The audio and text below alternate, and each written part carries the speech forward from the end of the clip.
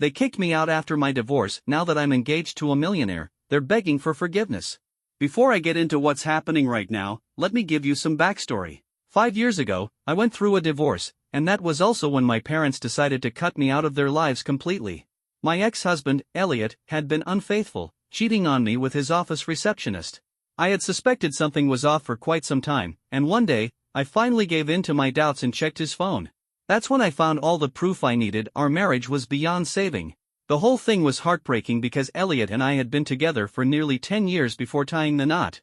We had been childhood sweethearts, brought together because our parents were close family friends.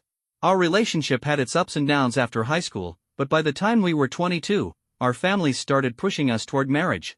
So, we went along with it. However, once we were married, things started going downhill. We argued constantly, but even in our worst moments, I never once considered cheating. Unfortunately, Elliot didn't have the same sense of commitment. Finding out about his affair devastated me, and that same day, I packed up and left. Naturally, my first thought was to go to my parents' house, but Elliot must have figured out that's where I'd go. Desperate to keep me from leaving, he had already contacted them, and by the time I got there, they had made up their minds. They refused to let me in. I still remember standing outside their door, pleading with them to let me stay for just a few days while I figured out my next steps. But they shut me out, saying that no matter what happened, Elliot was still my husband, and our marriage could be saved. Even when I told them he had cheated, they didn't seem to care. They already knew. Elliot himself had admitted it to them when he called. But to them, a marriage doesn't fall apart because of just one person. In their eyes, I was just as responsible for its failure. Honestly, I wasn't even surprised by their reaction. They had always treated me this way ever since I got married, and I don't know why I expected anything different. Before I even discovered Elliot's infidelity, I had gone to them multiple times about our marital problems, telling them I didn't think staying with him was the right choice. But every time, they dismissed my concerns, saying I was too ambitious and didn't put enough effort into my marriage. That night, when they once again placed the blame on me, I had had enough. I turned around and left. I wasn't ready to tell the world about my divorce yet, but I confided in a close friend, and she was kind enough to take me in for a few weeks. During that time, I hired a lawyer, filed for divorce, and started looking for my own place. My friends were the only ones who stood by me through it all. My parents had completely cut me off, and the only times they reached out were to tell me what a mistake I was making by leaving Elliot. Elliot, on the other hand, kept trying to win me back. He insisted that we could work things out, that all we needed was some counseling. He kept apologizing, as if that would erase everything. And, of course, my parents sided with him, pressuring me to forgive him and move on like nothing had happened. I eventually blocked them all. Elliot, my parents, every single one of them. And after a while, they stopped trying. By the time my divorce was finalized, I was completely out of touch with all of them. I haven't spoken to my parents since, and honestly, I don't regret it. We still cross paths occasionally at family events, but we act like strangers. I know they don't regret their decision to turn their backs on me either, so I've made my peace with it. Fast forward 5 years, and I'm now engaged to my boyfriend, Marina. We've been together for the past 3 years, and they've been some of the happiest years of my life. We met at a restaurant, his restaurant, to be exact. He came up to me while I was out with friends, and I didn't even realize until much later that he was the owner. After a couple of dates, things got serious pretty fast. Within a few weeks, I learned more about him and his background. Not only did he own that restaurant, but he also came from a well-established business family. His father owns one of the biggest bakery chains in the state, which explains Marina's passion for the culinary world and how he ended up running his own restaurant. I admired that about him, but to be honest, his wealth and family background never mattered to me. I'm a working woman, and I plan to keep working even after marriage. Unfortunately, I can't say the same for my parents. The moment they found out about Marina, they wasted no time trying to worm their way back into my life. This happened just last week, a few days after I announced our engagement on social media. I'm guessing some relative decided to spread the news, and my parents did their own digging, learning about Marina and his family. 3 days after my announcement, I received an email from them. They congratulated me on my engagement and even threw in an apology for how they had treated me in the past. They claimed they regretted not reaching out all these years and wanted to make up for it by being there for my wedding. Of course, they never mentioned Marina's background, not directly, at least. They were careful about that. But I wasn't naive enough to fall for it. It was painfully obvious that the only reason they suddenly cared was because of who I was engaged to. So, even though my parents claimed they had felt guilty and wanted to reach out for years, Their sudden interest after my engagement was enough to make me suspicious. I decided to ignore their email, thinking that if they were truly sincere, they would try again, and they did. Their second email exposed their real motives. They admitted they had read a lot about Marina and his family and were quite impressed with my choice. The way they worded it made it sound as if I had chosen Marina for his background, which was far from the truth. That rubbed me the wrong way, but things only got worse. In the same email, they outright stated that the reason they were reaching out was because of Marina and his prestigious family. They suddenly felt proud of me because I was about to become part of such an influential lineage. The whole thing reeked of pretense, and it offended me deeply. I had plenty of personal accomplishments to be proud of, yet the only thing they cared about was that I was marrying into wealth. I honestly have no idea what they hoped to achieve by sending that email. It only made me more certain that I wanted nothing to do with them. So, I blocked them. Things were quiet for a few days until last evening. I had moved into Marina's apartment about a year ago, and I had only shared my address with a handful of close friends and cousins. My parents had no way of knowing where I lived, but somehow, they found out. When I asked them how, they refused to tell me. Regardless, they showed up at our doorstep unannounced. Marina and I were both shocked to see them standing outside. He knew everything about my history with my parents, the way they treated me during my divorce and their complete lack of support, and he strongly disapproved of their behavior. Marina was the one who opened the door, and the moment he saw them, he called me over. Thankfully, he didn't leave my side, and while I spoke to my parents, he held my hand the entire time, knowing how difficult this was for me. My parents started off with an apology, claiming they never meant to seem more interested in Marina's family than in making amends with me. They insisted they had wanted to reach out over the years but hesitated, fearing my anger. I shut that excuse down immediately. I told them that their reaction to my divorce had been incredibly insensitive, and even if they had reached out back then, I wouldn't have forgiven them. I certainly wasn't going to forgive them now, after 5 years of silence. I was firm in telling them to leave. I also made it clear that I had no idea how they found my address, but if they ever showed up uninvited again, I would have no choice but to call the police. I was ready to turn around and shut the door when my father suddenly lost his temper. He started yelling, accusing me of being arrogant and full of myself, saying I had no right to treat them this way just because I was marrying into wealth. His words were completely out of line, and I wasn't about to let him get away with it. I fired back, telling him that this had nothing to do with Marina's financial status and everything to do with their behavior. They had 5 years to make things right, yet they remained the same toxic people they had always been. I wanted no part of that.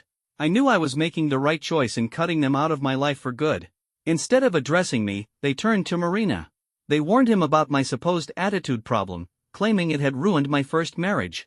They even brought up Elliot's affair, proudly mentioning that he had married the receptionist he cheated on me with and that they now had a child, while I was still only engaged. According to them, I would never have a happy family because I was too focused on proving I was better than everyone else. They accused me of prioritizing my career over my marriage in the past and claimed I was making the same mistake again, acting superior just because Marina was wealthy.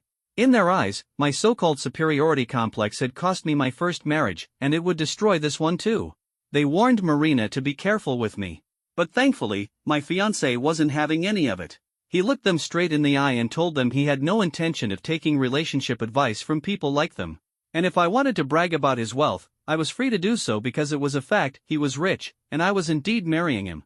He also made it clear that whether I had an attitude problem or not was his concern, not theirs, and they had no reason to worry about him because we certainly weren't worried about them. Then, he said something that even caught me off guard. He told them he was genuinely happy that my ex had found love with the woman he cheated on me with and that it was laughable that, even after 5 years to reflect, they still stood by Elliot instead of me. But it didn't matter anymore because, no matter how many of them were against us, they were still nowhere near our financial level. Then he shut the door while my parents continued their outburst outside. Eventually, they left, and I honestly thought that was the end of it. But this morning, I got a phone call from my paternal grandparents. They started lecturing me about how badly Marina and I had treated my parents. It took me by surprise because, despite staying in contact with my parents for the past 5 years, my grandparents had always remained neutral. Now, out of nowhere, they were telling me that I owed my parents an apology, especially for what Marina had said about our wealth. They admitted that my parents may have messed up once in the past, but insisted that aside from that, they had always tried to be good to me. I don't know how true that is because my relationship with them has always been strained, even in my childhood. But I won't deny that they did provide for me and tried to give me a comfortable life, which my grandparents emphasized over and over. They argued that I should be grateful for that and not act superior, especially since the money I supposedly had wasn't even mine, it was my in-laws. They pointed out that I was still in the same financial bracket as my parents and had no right to act like I was above them. I tried to explain that Marina had made those comments, not me, and that I hadn't even been interested in speaking to them. But my grandparents dismissed that, saying it didn't matter who had said it, what mattered was that I had allowed it. They claimed that my parents had been humiliated and that the least I could have done was stand up for them, even if I didn't plan on forgiving them. I tried to reason with them, bringing up all the terrible things my parents had said about me, but they didn't care. They were only focused on my behavior, saying they would address my parents' faults separately. The conversation started to feel like we were going in circles, and I was getting frustrated. Then, my grandparents hit me with one last statement: "A man who doesn't respect your family will never respect you." And with that, they hung up. Of course, I love Marina, and I don't think he did anything wrong. But after hearing my grandparents say that, I started questioning myself. Had I made a mistake by allowing my wealthy fiancé to insult my estranged parents based on their mediocre financial situation? Update 1. Hello everyone. Thank you so much for all the support and comments, it really means a lot to me and Marina. After thinking it through, we've decided that we don't owe my family anything, not even an apology. They were the ones accusing me of being cocky and arrogant just because I was marrying into a rich family, so Marina and I just decided to act exactly the way they were claiming we were. After talking to a few friends and reading the comments here, I'm convinced I haven't done anything wrong, and neither has Marina. So, I refuse to feel guilty. Marina and I have discussed it, and he's made it clear that he won't be apologizing to anyone who has repeatedly disrespected me. Even during the last interaction, when my parents showed up uninvited, they were still disrespectful. I had told them I didn't want to talk, and I didn't plan on forgiving them, yet they refused to leave and acted like I was the villain just because I wouldn't entertain their nonsense. Marina told me that while he had always known my parents weren't good people from what I had shared, actually meeting them confirmed it. He now firmly believes they are toxic, and he wouldn't advise me to ever forgive or interact with them again. And honestly, I agree. When I told him about what my grandparents said, he brought up a very valid point. So far, they had stayed out of the drama, but now, because it was convenient for them, but as soon as my parents got hurt, they didn't think twice before getting involved. As long as I was the one suffering, they stayed out of it. But the moment their beloved son was offended, they came after me. That was something I had to consider before taking their words seriously. And when I thought about it, Marina had a point. For the past 5 years, every time I tried to talk to my grandparents about my relationship with my parents, they told me I had to handle it myself, they didn't want to get involved. So eventually, I stopped venting to them, realizing they wouldn't entertain it. Now, I see that their neutrality was just a way to stay on good terms with everyone. But apparently, they no longer care about being diplomatic, and it's obvious where their loyalty lies. It was foolish of me to expect otherwise. I'm just grateful I have Marina by my side. Honestly, he seems more upset about all of this than I am, and it's kind of endearing. It shows how much he truly cares about me. Update 2. It's been a week since my grandparents last reached out, telling me I needed to apologize to my parents. I ignored them, but that didn't stop them from trying again. Since I had blocked both my parents and grandparents, they took it upon themselves to create a new email account and send me a message. The email was full of disappointment. They said they were shocked that I had blocked them, especially after 5 years of their so-called neutrality. They claimed they had always tried to be on my side, but now they regretted their diplomacy. According to them, they should have just told me from the start that my parents were right, that I had an attitude problem, and that I needed to change. And there it was. They couldn't come up with a real reason to be upset with me, so they just piggybacked on whatever my parents had been saying all along. It was laughable.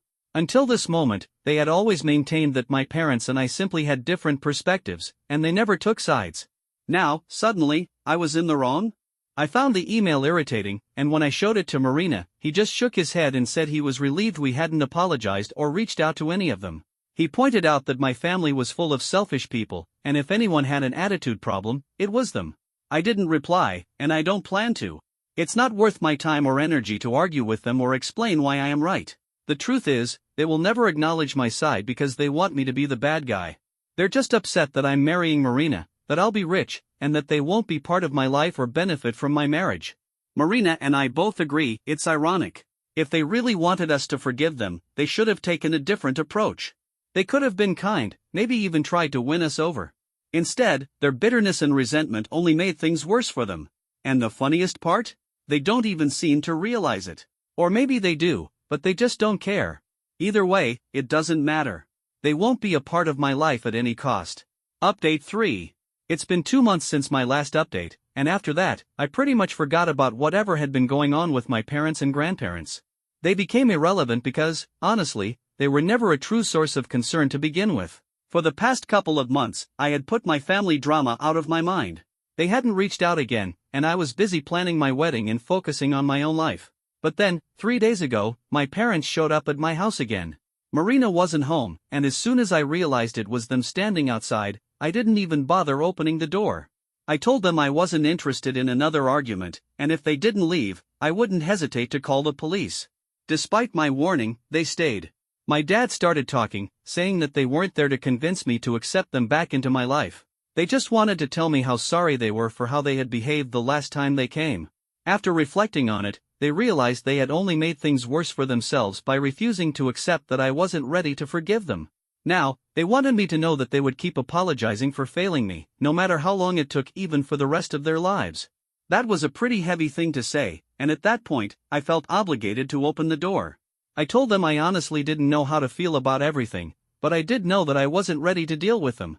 I explained, as civilly as I could, that there was no need for them to keep showing up to apologize. I just wanted space, and maybe, in a few years, if I ever felt like reaching out, I would. I'm not even sure if I meant it, but I said it anyway. That seemed to ease their minds a little. My mother said she would look forward to that day, even if it never came, and that she hoped I could eventually forgive them. She started crying, admitting that she and my dad had always been too proud and arrogant to acknowledge that they hadn't been the best parents to me, especially during my divorce. They said they had been manipulated into believing I had an attitude problem and, since then, had always been confused about me. Some days they thought I was in the right, other days, they believed Elliot's side of the story. That explained why their behavior had been so inconsistent, but honestly, I didn't think it was a valid excuse. I was their daughter.